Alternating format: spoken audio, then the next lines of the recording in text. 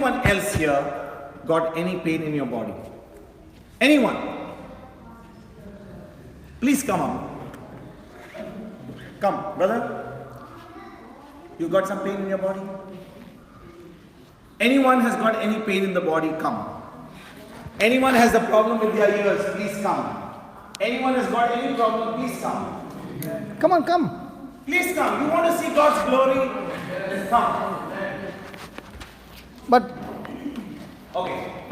Just 1 second. 1 second. We'll take one at a time. 1 second. Then we'll come and take everybody else. Brother, what's your problem? I had some hearing. Okay. So now, okay, it will disappear. Okay. are you You'll get it having any disappear. problem now? Without this, you can't hear. Now what you talk, I can hear slowly. Okay. But you have a difficulty. So, Do it fast. Then I time think will. because we are running out of time, we won't let you all come because we want everybody to go. So, close your ears. Father, in the name of Jesus, I speak to this spirit of this deaf spirit. By the power of the Holy Spirit, I command this deaf spirit in the name of Jesus. Come out now. Come out now. Can you hear me now? Now is it open? Can you hear me?